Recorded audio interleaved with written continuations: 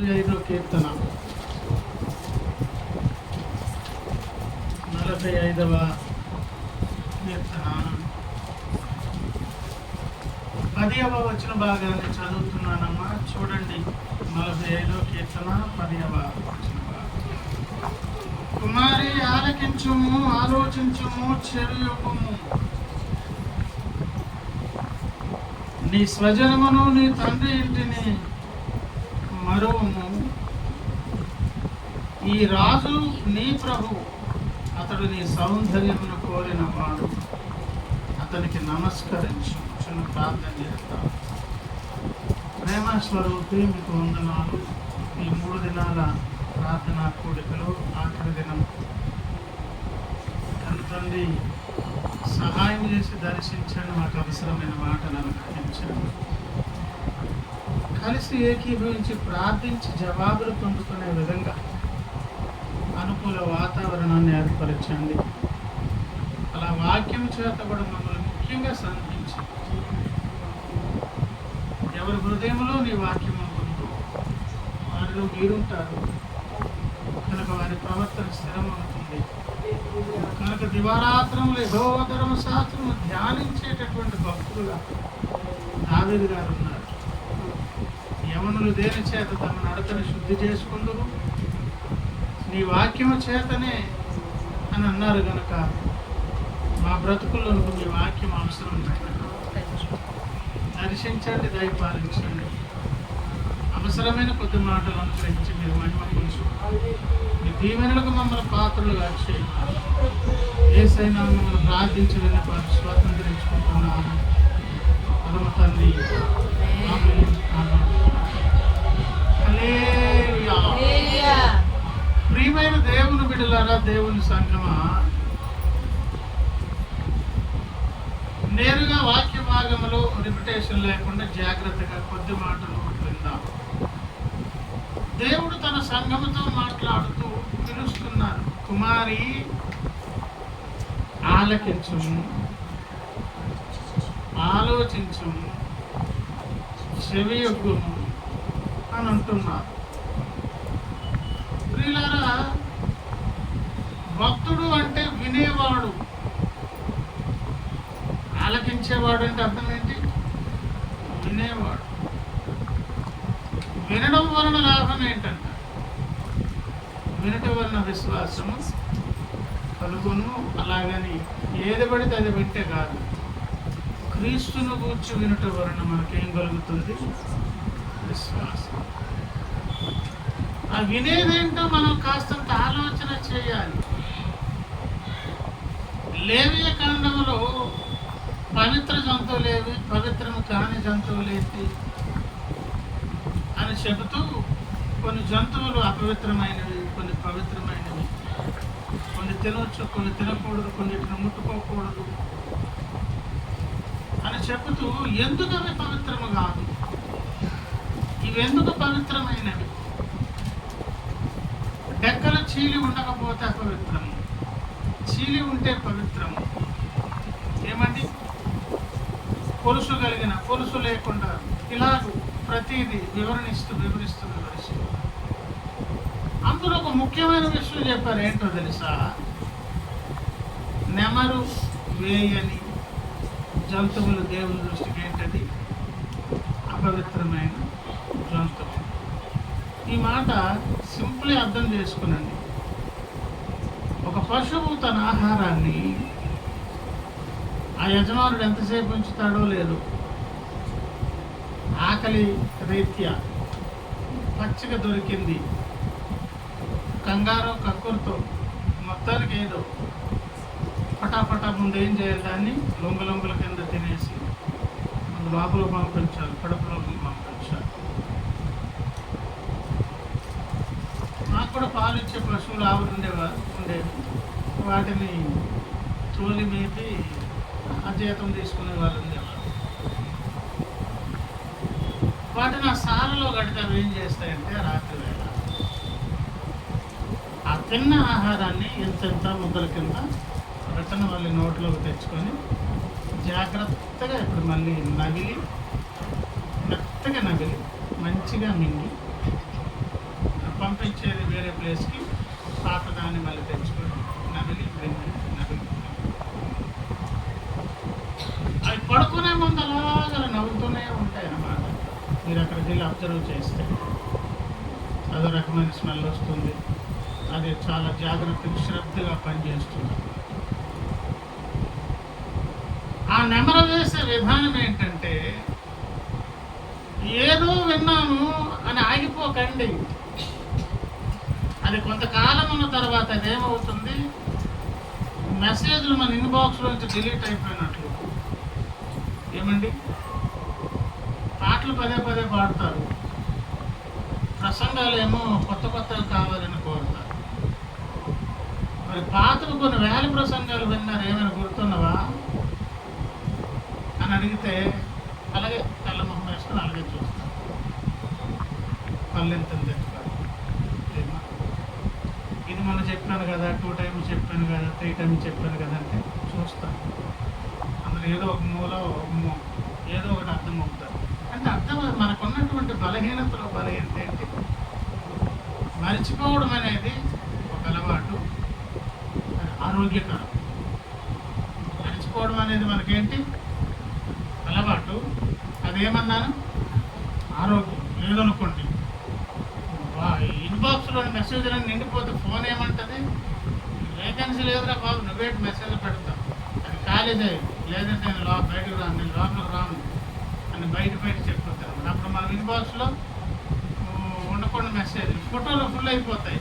గ్యాలరీలోంచి నేను రాను, నేను రావాలంటే అక్కడ ఏదో కాలేజ్ అయ్యి అని అంటే కదా, అది ఉక్కిరి అయిపోతున్నాయి లోపల.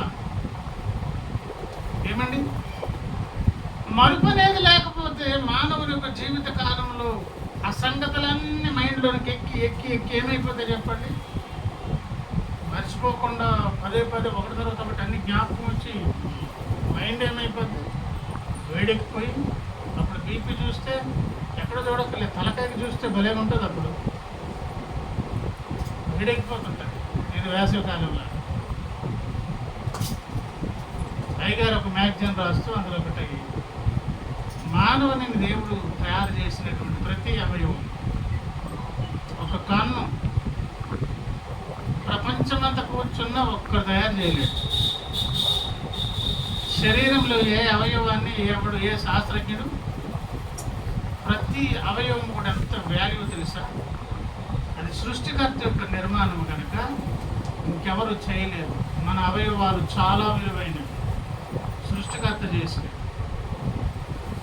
అందులో ఒకటి మెదడు, మైండ్ ఉన్నది చూసారా? అది ఎంత శక్తివంతమైందో తెలుసా? మీతో మాట్లాడుతూ మా ఇంటికి వెళ్ళాను, తాళం వేసానా లేదా చూసాను, స్టవ్ ఆపాను, అక్కడికి వెళ్ళాను, ఎక్కడికి వెళ్ళాను, ఈ మరుక్షణంలో ఎన్నెన్ని టూర్లు వెళ్ళాను కదా, అవన్నీ ఒకసారి చూసేయగలను. మ్యాన్ పవర్ తగ్గించే దాని కొరకు కంప్యూటర్స్ వాడుతున్నారు, కానీ కంప్యూటర్ కూడా నువ్వు ఆప్షన్ అడిగితే దానికి టైం కావాలి. కస్టమర్లు వచ్చి ఆగిపోయింది. ఉండరా బాబు, కంగారు ఏంటి? ఏరో మార్క్ రాదు, ముందేమొస్తుంది? ఏరో వచ్చేంత వరకు మనం వెయిట్ చేయాలి. కానీ మన మైండ్ అలాగుండదు. ఇమ్మీడియట్గా హైదరాబాద్, వైజాగ్, విజయవాడ అని అంటేనే నాకు ఆ ప్లేస్ గుర్తుకొచ్చి మైండ్లోనికి పిక్చర్ వచ్చేస్తుంది, ప్లేస్ వచ్చేస్తుంది కదండి. స్థలానికి వెళ్ళిపోతున్నాం, పిక్చర్ చూస్తున్నాం, ఆ యొక్క ప్రదేశాల పేర్లు మాట్లాడుకుంటున్నాం. ఎంత స్పీడ్! అంత స్పీడ్తో ఉన్నటువంటి ఏ కంప్యూటర్ ఇప్పుడు తయారు కాలేదు భూమి మీద. భూమి మీద ఉన్న మహా కంప్యూటర్లు అన్నిటికంటే పెద్ద కంప్యూటర్ వ్యవస్థ ఏదో తెలుసా? మానవుని యొక్క మైండ్. ఒకవేళ ఎప్పుడైనా ఈ మైండ్కి సరిపోయేంత అంత స్పీడ్గా ఒక్క క్షణంలో మనం ఇలా మార్చి అన్ని గుర్తు తెచ్చేసుకుంటున్నామా? నువ్వు ఆప్షన్స్ అడిగితే అంత స్పీడ్గా. ఒకవేళ సిస్టమ్ నీకు జవాబు ఇచ్చింది అనుకోండి, అది వేడెక్కిపోకుండా దాన్ని కూల్ చేయడానికి. అందుకే ఈ సిస్టమ్స్ అన్నీ ఉన్నవన్నిట్లో కూడా ఏం వేసి ఉంటుంది? Central AC. ఇది ఎందుకు ఉంటుంది చెప్పండి? కంప్యూటర్స్ అని పెట్టే దగ్గర ఏం పెట్టాలి? ఏసీ. అంటే జనాల కొరకు అని కాదు, అవి చల్లబడాలా. ఏవి? కంప్యూటర్స్.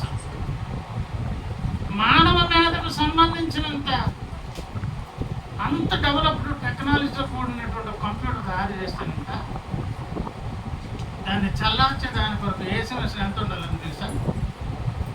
తక్కువలో తక్కువ ఐఫిల్ టవర్ అంత ఎత్తులో ఒక కంప్యూటర్, ఒక ఏసీ మెషిన్ పెట్టుకోవాలి.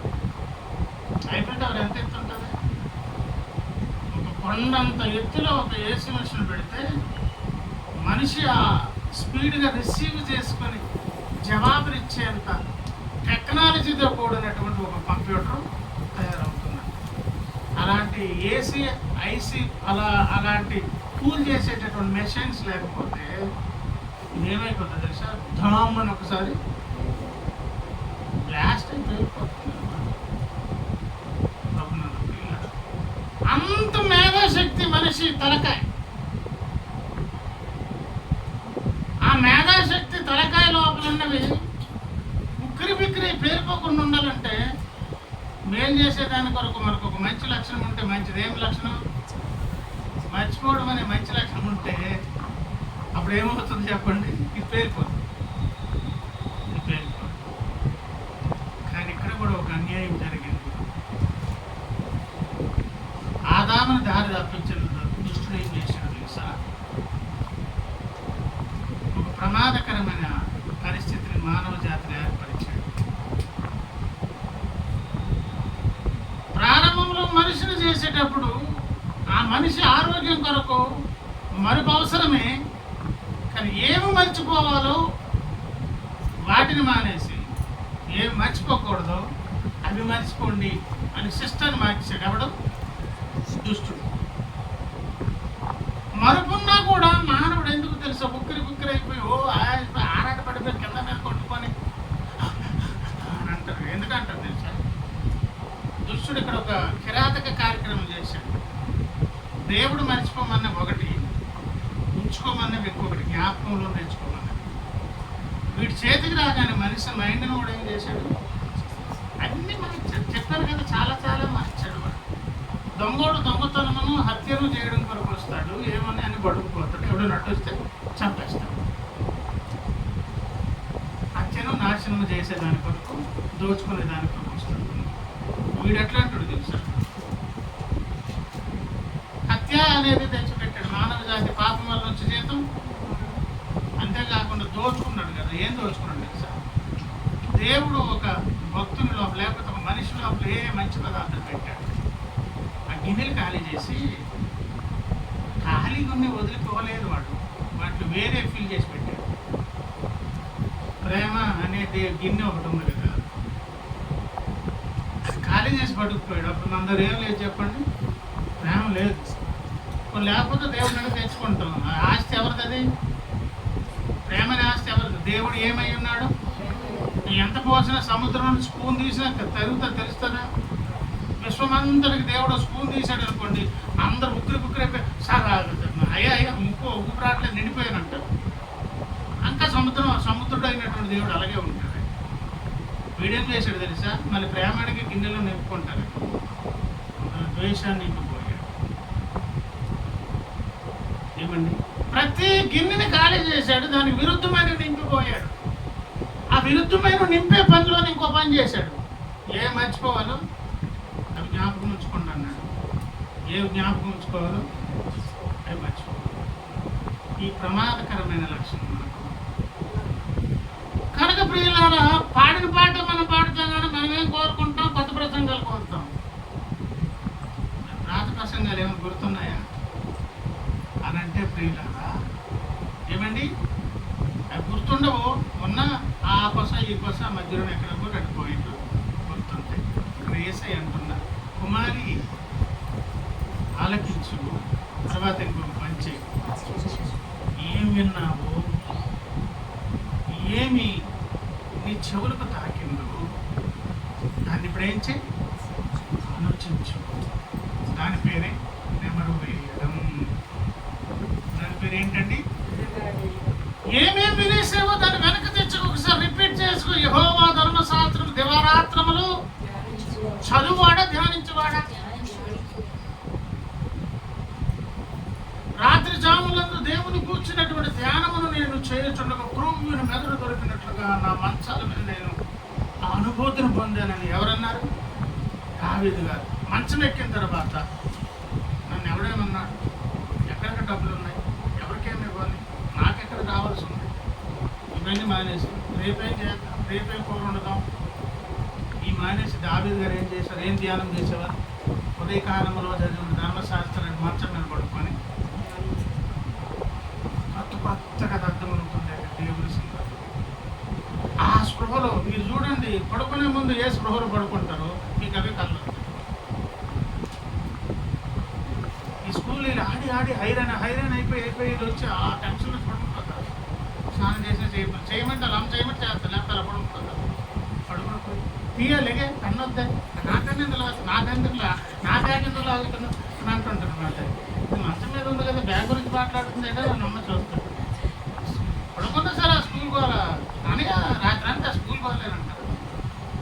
అంటే పడుకున్న ముందు ఏ టెన్షన్లో పడుకుంటారో దావీదు గారు ధ్యానం చేసి పడుకుంటున్నారు. నిద్రలోనే ఏం దొరుకుతుందంటే క్రొవ్వు మెదడు దొరుకుతుంది.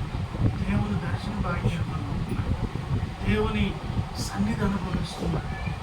అంటే ఈ మధ్యకాలంలో అదేదో కళ వచ్చింది, గుండె గాబరైపోయింది అని అంటుంటారు కదా కొంతమంది పిల్లలు. ఏమంటారు? ఈ మధ్యకాలంలో కళ వచ్చింది, గుండె ఏమైపోయింది, ఎందుకు గాబరైపోతుంది తెలుసా? ఖాళీ గాబరైతుంటాడు. ఆ ఖాళీగా ఉన్నటువంటి మనిషి తాలూకా మనసును పట్టుకుపోయి ఏమండి, కళలు 3 రకాలు. మనం జరిగించి వెళ్ళిన స్థలాలకు పెద్ద మెదడు పడుకున్న తర్వాత చిన్న మెదడు మెలకువలను వచ్చి అది మనం రోజు చేసే పనులు ఒక వారంవి, సంవత్సరం 10 ఏళ్ళ క్రితంవి, అప్పుడు ఇప్పుడువి, లేకపోతే నీకున్న ఆశలు, నీకేదో బాగా ఇష్టం కదా, ఆ ఆహారం తిన్నట్లు, లేకపోతే అమ్మ ఎదురుపడినట్లు నన్ను సాటిస్ఫై చేసేదాని కొరకు చిన్న మెదడు ఏం చేస్తుంది?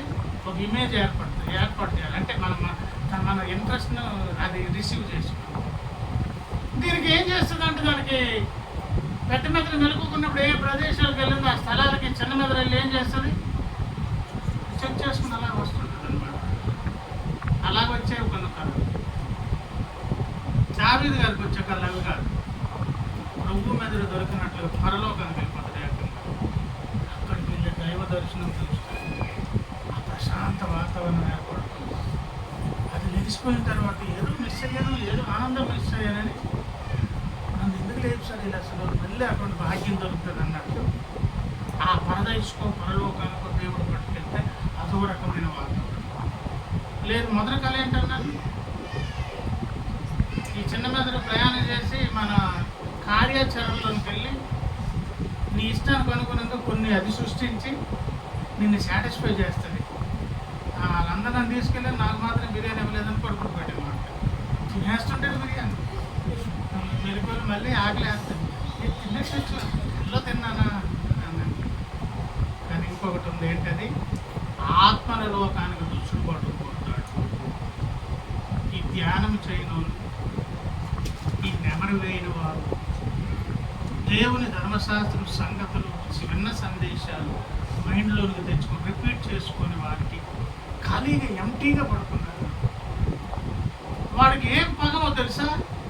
డైరెక్ట్గా వచ్చి కొట్టలేడు, కొడితే వీపు వాసిపోద్ది దేవుడి పక్కన. మనం అనుమతిచ్చినా సరే, అనుమతిస్తే మాత్రం కొడతావా అని మరి పక్కనే వల్లించుంటారు. మీ వాడు రమ్మన్నాడని వచ్చాను అంటాడు దుష్టుడు, అయినా కుదరదు, నేను ఎక్కడున్నాను అంటాడు. కనుక మన మీద అటాక్ చేసే అధికారం ఎవరికి లేదు. ఆ కారణాన్ని బట్టి ఏం చేస్తాడు తెలుసా? కనీసం సుఖానందం కొట్టలేకపోయినా భయపెట్టేనే కొంచెం తృప్తి పొందుదామని ఆత్మ లోకానికి తీసుకెళ్ళి నిన్నెవడో తరుముతున్నాడు. నీ కళ్ళ ముందు ఏదో మారణహోమం జరుగుతున్నట్టు నిన్ను ఒక చీకటి ప్రదేశాలు తీసుకెళ్తాడు. అక్కడ ఎవరో ఏదో ఉన్నట్టు ఏవేవో చూపించి మనకి ఏది బాగా పిరికో తెలుసు కదా. మా బుజ్జమ్మ కొంతమంది ఉంటుంది, వద్దంటే అల్లరి మూవీలు చూస్తారు, చూసిన తర్వాత రాత్రి పడుకొని పక్కన ఉన్నది పడుకొని, ఓహో నీకు ఇవైతే భయమా, ఆడ ఆత్మలోకాన్ని తీసుకెళ్ళి ఆ సినిమాలో చూపిస్తాడు. మంచి చలికాలం కూడా చెప్పలేదు. భక్తులు పళ్ళు కలే కదా నేను అక్కడికి మీకు వందనాలు చిన్న ప్రార్థన చేసి మళ్ళీ వీటన్నిటికీ చర్మగీతం ఒక్కటే, కుమారి ఆలకించు, యేసుని గురించి విన్న విశ్వాసం కలుగుతుంది. అది ఆలోచించు, దాన్ని ధ్యానము చెయ్యు. నువ్వెంత ధ్యానము చేస్తే ఆ ఒక్క వచనమే, ఆ ఒక్క సందేశమే, ఆ ఒక్క సంగతే 1,000 సార్లు ఆలోచిస్తే 1,000 సంగతులు అందులోంచి కొట్టుకొస్తాయి. ఒకే రిఫరెన్స్ కొట్టుకుంటున్నాం కదా, ఆ రిఫరెన్స్ మీద 10, 20, 50 సందేశాలు ఎలా పుట్టుకొస్తున్నాయి? ధ్యానము చేస్తూ ఉంటే దానిలో నుంచి ఒక నూతన కోణాలు దేవుడు ఆవిష్కరిస్తూ ఉంటాడు. ఇంతకు క్రీస్తు సంఘము ఏమి వినాలి, ఏమి ధ్యానము చేయాలి అని అంటే అక్కడ చెప్తున్నారు ఏమండి? నీ స్వజనమును, నీ తండ్రి ఇంటిని మరువు. నీ స్వజనమును, నీ తండ్రి ఎందుకు మరవాలి అని ఒకవేళ ఆలోచన చేస్తే, ఈ మాట చెప్పిన సందర్భమేమో మన ప్రస్తుత స్థితి. భూమి మీద ఇంకా బ్రతుకున్నాం కదా, దేవుని బిడ్డలమే కదా, యేసయ్య బిడ్డలమై ఉన్నప్పటికి కూడా ఈ లోకాధికారుడు దుష్టుడే. అడుగడుగున మనకు ఏదో ఒక అడ్డంకి సృష్టిస్తూనే శోకానందం పొందుతుంటాడు వాడు. ఇంకా సంపూర్ణంగా దైవరాజ్యం ఇక్కడ ఏర్పడలేదు కనుక పదే పదే మనకు ఎవరి సహాయం కావాలి? దేవుని సహాయం కావాలి. ఆ సహాయం చేత మనం నడుస్తూ నడుస్తూ ఎక్కడికి చేరుకోవాలి? పరమపురికి చేరుకోవాలి. ఒకసారి పరమపురికి క్రీస్తు సంఘం చేరుకున్నదనుకోండి, అప్పుడు ఎలా ఉంటుందో తెలుసా? అది కూడా ఇక్కడ రాశారు. ఎక్కడ రాశారంట? 13వ వచనం, అంతఃపురములో నుండి రాజకుమార్తె, అంతఃపురములో నుండి ఒక మహారాణి ఉన్నది. ఆవిడ ఎక్కడున్నది? అంతఃపురములో ఉన్నది. ఆవిడ కేవలం ఏమి కలిగినది? కేవలము మహిమ అంటే అర్థం చెప్పండి. మహిమ తప్ప ఇంకేమీ అక్కడ లేని మొత్తము మహిమ అనమాట. నడి నెత్తిని చరికాల వరకు ఒక రాజకుమార్తె ఉన్నది. ఆవిడ అంతఃపురములో ఉన్నది. ఆ అంతఃపురములో ఆ మహారాజు యొక్క భార్యగా పట్టాభిషిక్తురాలై కూర్చున్నది. సాటి సహాయముగా కూర్చున్నది. ఆవిడ ఏ వైపు నుంచి చూసినా ప్రతి కదలికలో, ప్రతి అనువనమున మొత్తం నిర్మాణం అంతా ఏంటో తెలుసా? మహిమే, మహిమే, మహిమ తప్ప ఇంకేమి లేని కేవలము మహిమే. ఇది రేపు క్రీస్తు సంఘం ఉండబోతున్నటువంటి స్థితి. అలాగ ఉండేటటువంటి ఆ మహిమలోనికి నీవు, నేను, మనము వెళ్ళాలంటే భూమి మీద ఉండగా మరి ఆలకించు, ఆలోచించు, చెవులు ఈ పని చేసి ఏమేమి చేసేది గురించి వింటున్నావు, ఏ సంగతులు అయితే నేర్చుకుంటున్నావు, దేనినైతే నువ్వు ధ్యానం చేస్తున్నావు, ఆ విన్న సంగతుల ద్వారా, ధ్యానం ద్వారా ఒక పని చేయి. నీ తండ్రి ఇంటిను, నీ స్వజనమును ఏం చేయి? మరిచిపో, మరిచిపో, మరిచిపో. ఇది మరవకపోతే ఆ మహిమలోనికి మనము అవి మరిచిపోవడం కొరకు పదే పదే నువ్వు ఎవరి గురించి విను? ఎవరి గురించి వినాలి? ఆయన ఎవరు? అక్కడే చెప్పారు. 45వ కీర్తన 1వ వచనం, ఒక దివ్యమైన సంగతితో నా హృదయం దేవుని సంఘమే చెప్తుంది. ఒక సంగతి ఉన్నది. అది ఎలాంటిది? దివ్యమైన సంగతి. నా హృదయం ఏమవుతుంది? నేను రాజును కూర్చి రచించిన గాని నా నాన్నక త్వరగా వ్రాయవాని కలము వలె నరుల కంటే నీవు అతి సుందరుడివై ఉన్నావు. నీ పెదవులు నీవు దయారసము పోయిపడి కావున దేవుడు నిత్యము ప్రభునందు ప్రియులారా. ఒక సుందరుడైన ఆయన ఉన్నారు. పెదవుల మీద ఏమున్నది? దయా. ఆయన ఏం మాట్లాడారు? ఆ పెదాల నుంచి జారు వాలుతున్నది ఏంటో తెలుసా? దేవుని దయ, ఆయన కనికరం, ఆయన జాలి లాగా పెదాల నుంచి జాలు వారుతుంది, నాలుగు నుంచి. ఆయన పెదవులలోంచి ఏం జారుతుంది? దయారసం. ఎలాంటి వాడు ఆయన? అతి సుందరుడు. ఆ సుందరుడైనటువంటి అతి కాంక్షణీయుడైనటువంటి 10,000లో పోల్చదగినటువంటి మహాదేవుడు అంట ఒక అద్భుతమైన పని చేస్తున్నారు. ఏం చేస్తూ? శూరుడా నీ కత్తి మరుణ కొట్టకునము, నీ తేజస్సును నీ ప్రభావము ధరించుకునము, సత్యమును వినయముతో కూడిన నీతిని స్థాపించుటకు నీ ప్రభావమును ధరించుకొని వాహనమునెక్కి బయలుదేరు. ఆయన పని చేస్తూ ఆసక్తితో పని చేస్తున్నారు. సత్యమును వినయముతో కూడిన ఒక నీతిని స్థాపించేదాన్ని ఎక్కడో తెలుసా? దేవుని సంఘంలో. దేవుని వినయము, విధేయత, తగ్గింపు స్థితి, లోపడడం, మాట వినడం. సమస్య అంతా ఎందుకు వచ్చింది చెప్పండి? అవ్వమ్మ మాట విన్నందుకు, ఆ మాటను ఆజ్ఞ అతిక్రమమే పాపం. అక్కడ వచ్చింది సమస్య. అటువంటి సమస్య మరలా క్రీస్తు సంఘంలో రిపీట్ కాకుండా వినయముతో కూడిన నీతిని స్థాపించేదాని కొరకు ఖడ్గం పట్టుకొని, కత్తి పట్టుకొని, వాహనం ఎక్కి మేఘారూఢుడే ఆయన బయలుదేరి ఆ మహావీరుడు వచ్చారు. ఎవరైనా ఆయన నోట్లోంచి, నాలుగులోంచి ఏం జాలువారుతుంది? దయారసం జాలువారుతుంది. నీ మీద నా మీద దయ చూపిస్తున్న సందర్భంలో నీ లోటుపాట్లు, లోపాలు, మంచి చెడ్డలు పట్టించుకోవట్లేదు. అసలు ఆయన ఒక్కటే దృష్టి. అంతఃపురములో ఉన్నటువంటి రాజకుమార్తె కేవలం ఏంటి? ఆమెలో మహిమ తప్ప ఇంకేమీ లేని మహిమే ఉంది. ఆ మహిమను నీలో నాలో స్థాపించే దాని కొరకు వీరుడుగా, శూరుడుగా ఆయన మన మీద పనిచేస్తున్నాడు. క్రీస్తు సంఘంలో పనిచేస్తున్నాడు. రావడం కొరకు అన్ని వదిలొచ్చారు, వచ్చి యజ్ఞం అయ్యారు, వెళ్ళారు, మనకి స్థలాల సిద్ధపరుస్తున్నారు. తండ్రి కుడి పార్శ్వమున కూర్చొని ఎవరెవరైతే వచ్చారు, ఇంకెవరెవరైతే రాబోతున్నారు వారందరి కొరకు ఇప్పుడు అక్కడ కూర్చొని ఏం చేస్తున్నారు? విజ్ఞాపన చేస్తున్నారు. తండ్రి ఏమండి కుడి పార్శ్వమున కూర్చొని మనందరి కొరకు ఏం కారుతుంది నోట్లో నుంచి? ఆ దయారసముతోనే 3 ఏళ్ల నుంచి ఇదిగో ఈ ఒలీవ చెట్టు దగ్గరకు వచ్చాను. పంట లేదు. దేవుని వనమేమో ద్రాక్ష వనము. అంతటిని కలిపి చూస్తే ద్రాక్ష వనం అండి. ఒక్కొక్క విశ్వాసను పట్టుకొని చూస్తేనేమో ఒలీవ మొక్క. ఇండివిజువల్గా చూస్తే మనం ఎవరమో ఒలీవ. టోటల్గా చూస్తే అదేం పంట? ద్రాక్ష. ప్రతి వ్యక్తిని పట్టించుకుంటున్నారు. వస్తున్నారు, చూస్తున్నారు.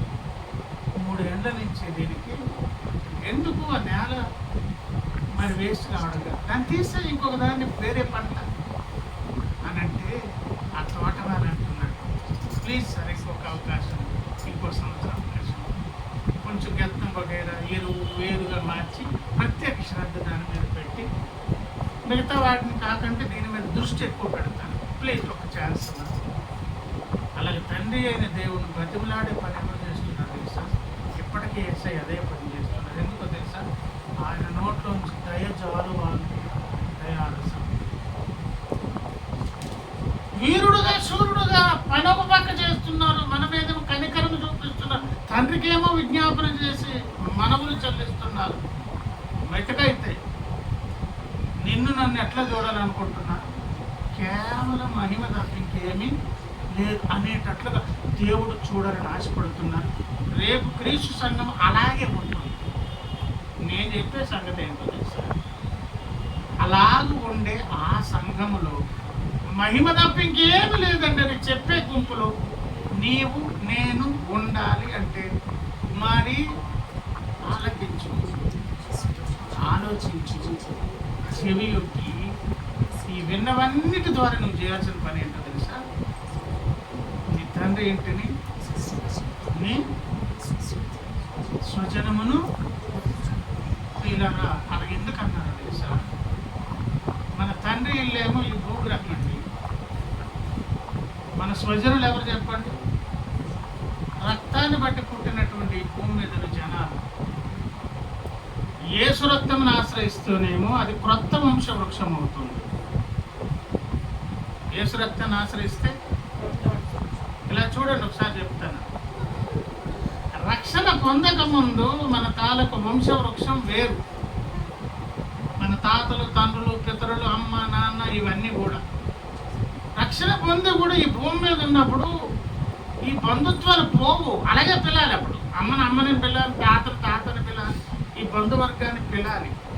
కానీ అసలు విషయం తెలుసా మీకు? అసలు నువ్వు యేసును అంగీకరించిన మరుక్షణమే నీ వంశవృక్షం మారిపోయింది. ఆ వంశవృక్షం మారిపోయి ఈ వంశం ఇప్పుడు ఎవరో తెలుసా? యెహోవా మా తండ్రి గాడా, యేసుడు మా యన్న గాడా, యెహోవా మా తండ్రి గాడా, యేసుడు మా యన్న గాడా, మహిమా గల శుద్ధాత్మా ఇట్టి వరుసాగలు గదమా తోడా, మహిమా గల శుద్ధాత్మా ఇట్టి వరుసాగలు గదమా తోడా, యెహోవా మా తండ్రి గాడా, యేసుడు మా యన్న గాడా, మోక్ష నగరు మా పుట్టి లేదంట. పుట్టి లేదు, పుట్టు కాదు. మోక్ష నగరు మా పుట్టిల్లు, ముఖ్య దూతలు మా స్నేహితులు. మోక్ష నగరు మా పుట్టిల్లు, ముఖ్య దూతలు మా స్నేహితులు. సాక్షాత్కారమయ్యున్నట్టు రక్షపెట్టానిన బాధలకు, సాక్షాత్కారమయ్యున్నప్పుడు రక్షపెట్టానిన బాధలకు, యెహోవా మా తండ్రి గాడా, యేసుడు మా యన్న గాడా, అబ్రహాము దావీదు మొదలై నచ్చి వరభాగ్యసరులే, అబ్రహాము దావీదు మొదలై నచ్చి వరభాగ్యసరులే, శుభ్రముఖమా చుట్టాలైన హర్షమిగమాకేమి కొదువా, శుభ్రముఖమా చుట్టాలైన హర్షమిగమాకేమి కొదువా, యెహోవా మా తండ్రి గాడా, యేసుడు మా యన్న గాడా. ఇప్పుడు తండ్రి ఎవరు? అన్నెవరు? ఏమండి? మహిమ కలిగినటువంటి పరిశుద్ధాత్మ దేవుడు మనకు తండ్రి అయితే చుట్టాలు ఎవరంట? దావీదు, మోషేలు, అపోస్తులు, ప్రవక్తలు. వంశవృక్షం మారిపోయిందండి. స్నేహితులేమో దూతలంట, బంధువర్గం ఎవరు? అసలు సందేశం వినండి, ఆలోచించండి, చెవి ఒగ్గండి.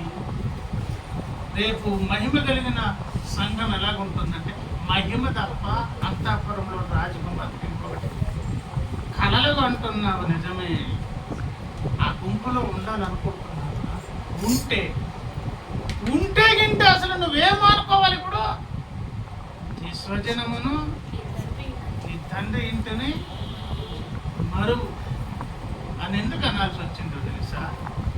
ఈ భూమి మీద ఉన్నటువంటి బంధువర్గాలు, స్నేహితులు వారు కానీ, అసలు నీ తండ్రి ఇల్లు అయిన భూమే కానీ అసలు రేపు ఉండదు. అసలు 1000 ఏళ్ల పరిపాలన తర్వాత దేవుడు దీన్ని ఏం చేస్తారు? కాల్చి భస్మీపట్నం చేసి ఆ ధూళంతా కాస్మోస్ శూన్యంలో పంపించి అని ఊదేస్తే అది ఖాళీ అయిపోద్ది. ఆ డస్ట్ ఎటుపోతుందో పోతుంది, విశ్వాంతరాల్లో కలిసిపోతుంది. ఇంటి ముందు ఏదో కళ్ళపోయి పెట్టి ధూళి లేగుస్తుందండి, లేచేమో గాల్లోకి వెళ్ళి ఏమవుతుంది, అలా తెలిసిపోతుంది. అలాగా విశ్వాంతరాల్లోనికి ఏమంటే డస్ట్ అంతా పోతుంది. ఆ ఖాళీ చేసిన జాగాలోని దేవుడు మరణ నూతన సృష్టి. నువ్వు వద్దామన్నా వెనక్కి వస్తే మళ్ళీ అక్కడ ఏముండదు, నీ జన్మభూమి అనే భూమి ఉండదు, నీ వంశవృక్షానికి చెందినటువంటి బంధువులు ఉండరు, స్నేహితులు ఉండరు, కన్న తల్లిదండ్రులు ఉండరు, ఎవరూ ఉండరు. అలాగా ఒకవేళ వద్దామన్నా కూడా వచ్చే అవకాశం లేని రక్షణ కార్యం చేశారు అనే దాని కొరకే ఇశ్రాయేలును ఐగుప్తు నుంచి దేన్ని దాటించారు? ఇశ్రాయేలు ఐగుప్తు నుంచి ఏం దాటి వెళ్ళారమ్మ కనానుకు? ఎర్ర సముద్రమును దేవుడు ఎందుకు దాటించాలో తెలుసా? సముద్రమును దేవుడే ఏదో చేసి దాటించాలి తప్ప నీకు నువ్వు దాటలేవు. అలా దాటి వెళ్ళిన తర్వాత ఎప్పుడైనా మనసు మారిపోయి వెనక్కి వద్దామని అనుకున్నావు అనుకో, భూగ్రహం ఉన్నదా, బంధువులు ఉన్నారా ప్రక్కన పెట్టు, అసలు దాటి వెళ్ళాలంటే మళ్ళీ ఏమంటూ వస్తుంది నీకు? సముద్రం అనేది ఎవరు దాటలేంది? మానవుడు దాటలేంది, దేవుడే దాటించాలి. రత్న బాప్తిసం దేవుడు ఇస్తారా? ఆయన ఎవరు? అందుకే రక్షణ ఎలాంటిదండి? గొప్ప రక్షణ. ఎందుకంటే పోగొట్టుకుందామని పోదు రక్షణ. ఒక పట్టణ పోగొట్టుకుందామంటే పోయేది కాదు. ఎందుకంటే పోవాలంటే నువ్వు సముద్రం మళ్ళీ వెనక్కి దాటి ఈత కొట్టుకుని అవతలకి వెళ్ళాలి. అవుద్దా? వెనక్కి వచ్చే అవకాశం లేని రక్షణ కార్యము తీరా వెళ్ళిన ఆ స్థలము, ఆ జనాంగాలు ఉండదు. భూమి మీద బ్రతికుండగా నీ బంధువులందరూ బ్రతికుంటే నీ ధర్మమును నిర్వర్తించి అంతవరకే. వాళ్ళు రక్షణ పొందారా? హక్కులు చేర్చుకో, అంటి పెట్టుకున్న బ్రతుకు. వాళ్ళు రక్షణ పొందలేదా? అన్యుడెంతో వాళ్ళంతే. కానీ మనం మాట్లాడుతూ ఎందుకు? మనకు పేతురాజు అపోస్తలుడు అనే స్నేహితుల కంటే, ఈ క్రొత్త వంశవృక్షం కంటే మనం దేంతో పీక్కులాడుకుని ఏమంటే పీక్కుంటున్నావు?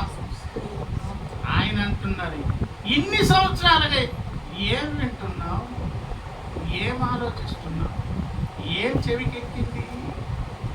వింటే గిట్టే నీ ఒక క్రొత్త వంశవృక్షమునకు. అంటే విషయం ఏంటో తెలుసా? మహిమగా మాత్రమే ఉండే సంఘంలో ఉండే వారికి అడ్డుకునే శక్తులు ఇంకేవో కాదండి. నీ స్వంత ఇల్లు, నీ స్వజనం. నీ స్వంత ఇల్లు, నీ స్వజనం. ఆ స్వంత ఇల్లు, ఆ స్వజనం అనేది రక్షణ పొందితే ప్రాబ్లం లేదండి. ఎందుకో తెలుసా? నీవు వాళ్ళు కలిసి ఎక్కడికి వెళ్తారు? ఆంధ్రలోకి వెళ్తారు. ఎక్కడ కేవలం మహిమ ఉన్నటువంటి దేవుని సంఘంలోకి వెళ్తారు. అలాగ లేకపోతే ఒక బ్రతుకున్న మనిషి, ఒక చచ్చిన శవం, ఈ రెండిద్దరు కలిసి ఉంటే ఎట్లుంటుందో, రక్షణ పొందని వ్యక్తులు కలిసి ఉంటే అలా ఉంటుంది. అందుకే యవనస్తులైన దేవుని బిడ్డలు ఎట్టి పరిస్థితులలో అన్యులతో పెళ్లి చేయడానికి లేదు అసలు. అలా ఎవరైనా చేసుకున్నా ఆ తంటల తర్వాత తెలుస్తుంది. ఇంటిగా ఆవిడేమో లోకానికి బ్రతుకున్నది, దేవునికి చచ్చిపోయింది. ఆయనేమో లోకానికి బ్రతుకున్నాడు, దేవునికి చచ్చిపోయాడు. ఈవిడేమో లోకానికి చచ్చి ఎవరికి బ్రతుకున్నది? దేవుని కొరకు బ్రతుకున్నది. ఎంత వ్యత్యాసం! ఆ బండి పూసిన తర్వాత ఆవిడ ఎట్లా అవుతుంది, దీనిట్లో అవుతుంది, ఈయనట్లో అవుతుంది, ఆయన అట్లా అవుతుంది. సజావుగా ఈ ప్రయాణం సాగిన ఎందుకు సాగనంటే వాళ్ళ ప్రపంచం వేరు, వీళ్ళ ప్రపంచం వేరు. ప్రభునందు ప్రియులారా, దేవుని సంగముతో దేవుడు అంటున్నారు, నీవు మహిమ కలిగిన, కేవలము మహిమ కలిగిన అంతఃపురములో రాణిగా ఉండాలి అని అంటే దృష్టించు, మనసు పెట్టు. తప్పకుండా నీ స్వజనమును, నీ తండ్రి ఇంటిని మరిచిపో. ఎందుకు మరిచిపోవాలి? ఇంకో సంగతి కూడా చెప్తానండి. అంతఃపురములో కేవలం మహిమ కలిగినటువంటిగా క్రీస్తు సంఘం ఉన్నది. ఆవిడతో పాటు ఇంకా అక్కడ కొంతమంది ఉన్నారండు. ఏమండి, మనం ఆలోచన చేస్తే 9 చూడండి. నీ దయనొందిన స్త్రీలలో రాజుల కుమార్తెలు, దేవుని దయనొందిన స్త్రీలలో ఎవరున్నారు? రాజకుమార్తె. రాజుల కుమార్తెలందరినీ ఎవరికి ఇచ్చి పెళ్లి చేస్తారు? రాజులు చేసుకునేది రాజకుమార్తెల్ని, ఎవరిని చేసుకోరు. అది సిస్టమ్. ఎందుకంటే రాజరిక దక్షత ఆవిడ తీసుకోవాలి. ఇంకో రాజకుమార్తె. రాజుల కుమార్తెలు ఉన్నారంట. వీళ్ళెవరో తెలుసా? ఈ భూగ్రహం అనేది స్థాపించి ఆఖరి యుగంలో ఆదామును ఒక రాజుగా చేసి, రాణిగా ఎవరు చేశాడు దేవుడు? హవ్వను చేసి సంతానాన్ని కనండి. ఈ భూగ్రహానికి మీరు రాజు, రాణి. మీ కడుపును పుట్టిన పిల్లలందరూ రాజకుమార్తెలు, రాజులు అని ఈ గ్రహాన్ని దేవుడు ఎవరికి ఇచ్చారు? ఆదాము. ఆ రాజుగారు తీసుకెళ్ళి దాన్ని ఎవరు పట్ట మొత్తం కాగితం తీసుకెళ్ళి ఎవరికి ఇచ్చారు? అంటే ఒకవేళ పాపం అనేది జరగక దేవునికి ఇష్టలుగా ఉంటే ఈనాటికి ఆదామొకరు బ్రతికుండేవారు. ఈ గ్రహానికి వాళ్ళు ఎవరు? రాజు. వాళ్ళ కడుపును పుట్టినలు ఎవరు? ఆ ఆదాము కడుపును పుట్టినటువంటి దేవుని బిడ్డలు ఇప్పుడు క్రీస్తు సంఘం, వధువు సంఘం. అంటే ఒక భూగ్రహం మీద ఉన్న దేవుని భక్త జనాంగం అంతటిని కలిపితే ఆ భక్త సమాజం పేరేంటి చెప్పండి? రాజకుమార్తె. రాజు పెండ్లు చేసుకునే దేవుని సంఘము. అలాగూ నన్ను పెళ్లి చేసుకో, నా మెడలో వరమాల వేయి, నన్ను నీ భార్యగా చేసుకో, రాజకుమార్తెగా చేసుకో అని విశ్వలోకాల్లో ఎన్ని గ్రహాల్లో ఎన్ని భక్త జనాంగాల్లో ఒక్కొక్క గ్రహాన్ని దేవుడు సృష్టించి అక్కడ ఆదామ వల్ల ఒక జంటను పుట్టించి వాళ్ళ ద్వారా పిల్లల్ని కనిపించి అక్కడ పాపం లేదు కనుక అనవసరమైన వాళ్ళు పుట్టరు. అక్కడ ఆ సంఘం అంతా కోట్ల సంవత్సరాల నుంచి కలలగంటూ నన్ను పెళ్లి చేసుకుంటారు, నన్ను పెళ్లి చేసుకుంటారు. భూమి మీద జరుగుతున్న దైవ కార్యాన్ని దేవదూతలు ఎందుకు తొంగిరగా చూస్తున్నారు తెలుసా? ఎంత భక్తి కలిగి ఉన్నాము, ఎన్ని కోట్ల సంవత్సరాల నుంచి పూజలు అందిస్తున్నాము, కన్యకలుగా బ్రతుకుతున్నాము. వాళ్ళు ఎవరంటండి? దయనొందిన స్త్రీలలో ఎవరున్నారు? రాజకుమార్తెలు ఉన్నారు. ఏమండి మీకు ఇంకా ఎక్స్ప్లెయిన్ చేస్తాను. అయితే ఒక్క మాట చూద్దాం. అయితే పరమగీతముల గ్రంథము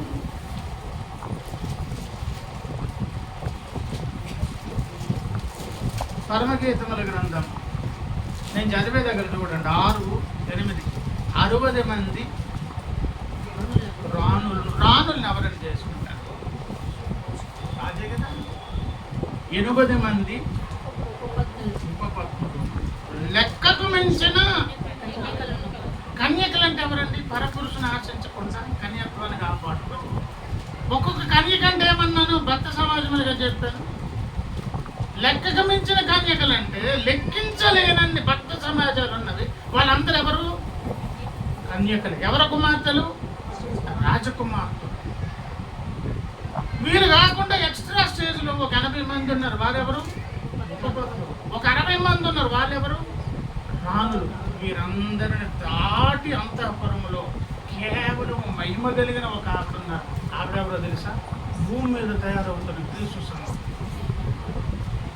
యేసయ్య పెళ్లి చేసుకునేది మనల్ని. అలాగే అక్కడ ప్రాముఖ్యంగా ఇంకొక మహారాజులు ఎంతమంది ఉంటారు? ఇంకొక 60 మంది ఉంటారు.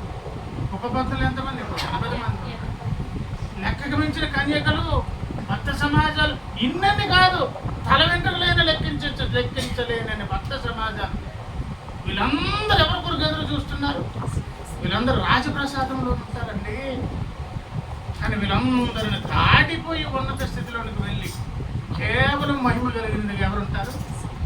క్రీస్తు సంఘం. ఎందుకో తెలుసా? ఆయన ప్రారంభంలో సృష్టి చేసినప్పుడే తన పోలికలు చెప్పుకుని మన ఆయన యొక్క బాహ్య అంతర్ నిర్మాణంలో త్రిత్వ రూపములు చేసుకొని తన రక్తము చేత నిన్ను నన్ను కొనుక్కొని ఎవరికీ లేని భాగ్యాన్ని ఇచ్చేదాని కొరకు శూరుడుగా కత్తి పట్టుకుని వాహనం ఎక్కి పనిచేస్తున్నాడు ఆయన దయారసానికి. ఇతర కన్యకలకు భక్త సమాజానికి లేనటువంటి భాగ్యం మనకి ఇస్తున్నారు కనుక దేవదూతలు తొంగు చూస్తున్నారు. నేను కరడగన్నాను, నాకు దొరకలేదు, వీళ్ళు తన్నుకుపోతున్నారని మన మీద కోపము ద్వేషం ఎవడు పెట్టుకున్నాడు? దుష్టుడు పెట్టుకున్నాడు. వాడు సైన్యాన్నంతా మోహరించి వాడు కోపం అంతా ఏంటో తెలుసా? వాడి కోపం అంతా ఏంటి? ఈ మట్టి గ్రహంలో నేను దగ్గరుండి పాడు చేసినటువంటి ఈ ఆదామవ్వలకు పుట్టినటువంటి ఈ మనుషులు పట్ట మనిషిగా మారిపోవడం ఏంటి? మహిమ తప్ప ఇంకేమి లేకుండా మారిపోవడం ఏంటి? ఇక్కడ చిన్న కనుకలోచన ఇచ్చి ముగిస్తాను. అమ్మ నాకు దక్కన్నది ఇంకెవరికి దక్కకూడదు, అమ్మ బాబు నేను ఆశించింది ఇంకెవరికో కూడదు.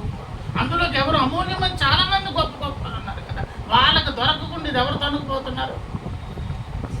ఈ మట్టి గ్రహం మీద ఉన్నటువంటి అడుగడుగును పొరపాట్లు చేసి తప్పిదాలు చేసే మనల్ని నమ్మి ఎవరైనా ఏదేం చేయగలరండి?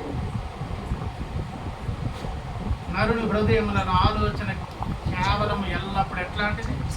చెడ్డది. ఊహలలో తలం ఎల్లప్పుడు ఎట్లాంటిది?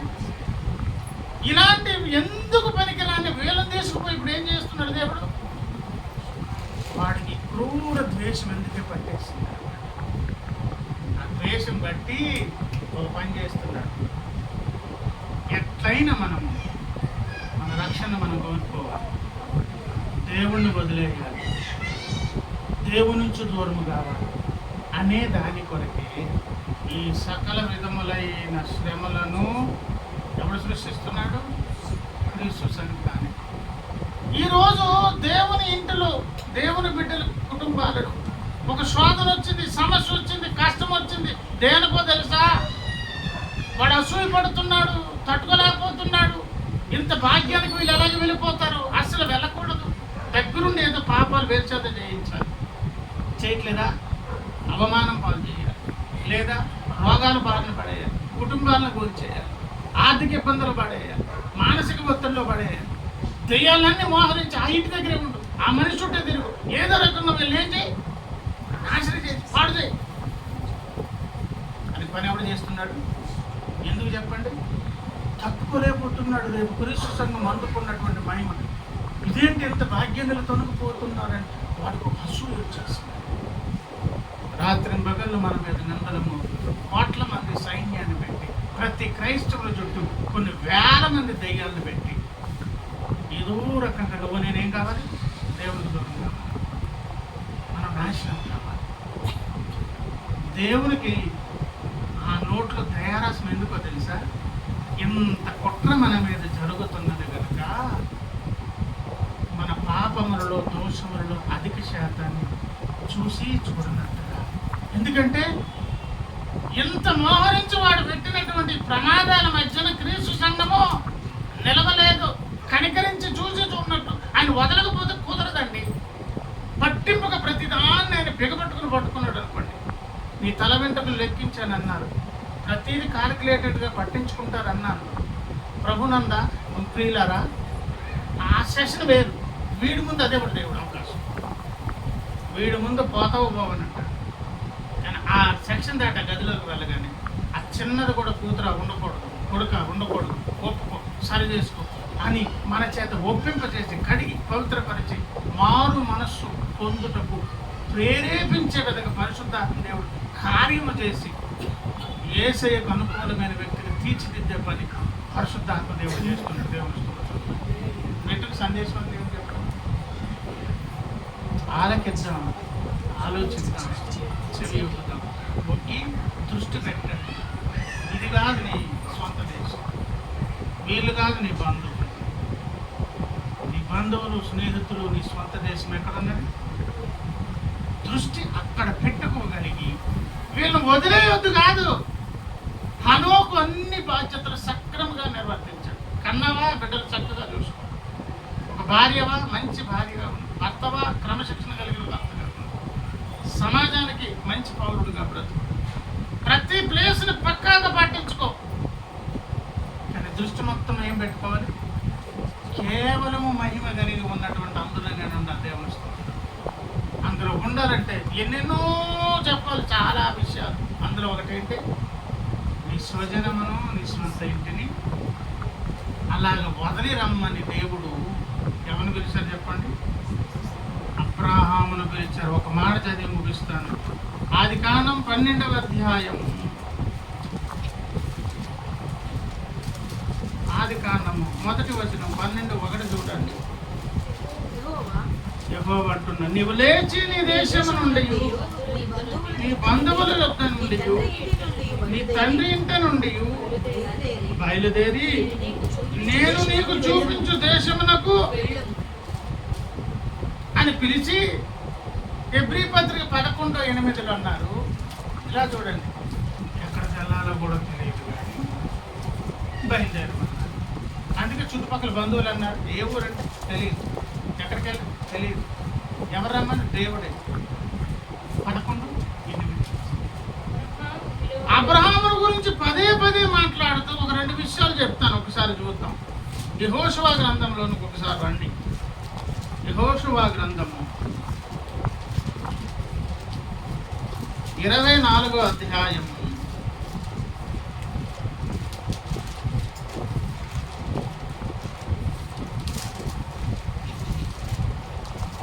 2లో ఏమన్నారు? ఇశ్రాయేలీయుల దేవుడైన యెహోవా చెప్పనదేమనగా, ఆది కాలము నుండి నీ పితరులు అనగా అబ్రహామునకును నాహోరుకును తండ్రి అయిన 24:2 తెరహు కుటుంబీకులు నది అంటే యూఫ్రటీసు నది అద్దరిని నివసించి వాళ్ళు ఏం చేస్తున్నారు? ఇతర దేవతలను. అంటే వీళ్ళు అన్ని జనాంగాల కాదా? యెహోషువ జ్ఞాపకం అక్కడి నుంచి వచ్చారు. మనము ఒకప్పుడు వీళ్ళెవరు? అబ్రహాం అక్కడి నుంచి వచ్చారు. నెహెమ్యా గ్రంథం ఒకసారి తీయండి. నెహెమ్యా గ్రంథం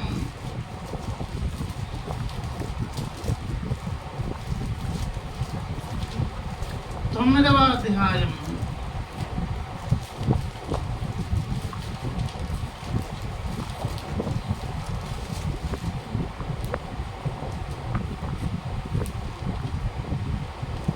7వ వచనం చూడండి. దేవా యెహోవా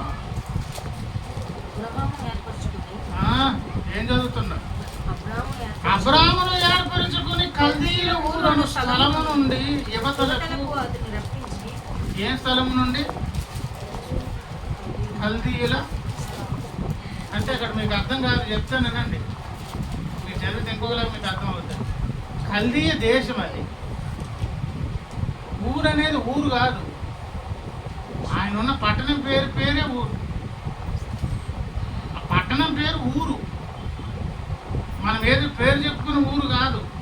కల్దీల దేశంలో ఒక పట్టణం ఉంది. ఆ పట్టణం పేరేంటి?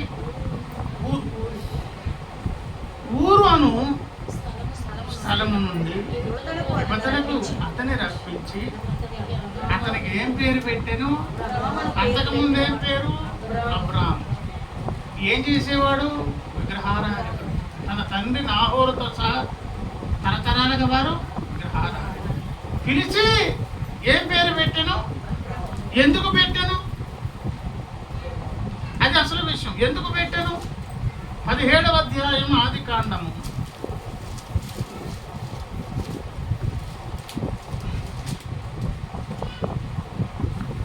4 చదువుతున్నాను చూడండి. ఇదిగో నేను నియమించిన నా నిబంధన నీతో చేసి ఉన్నాను.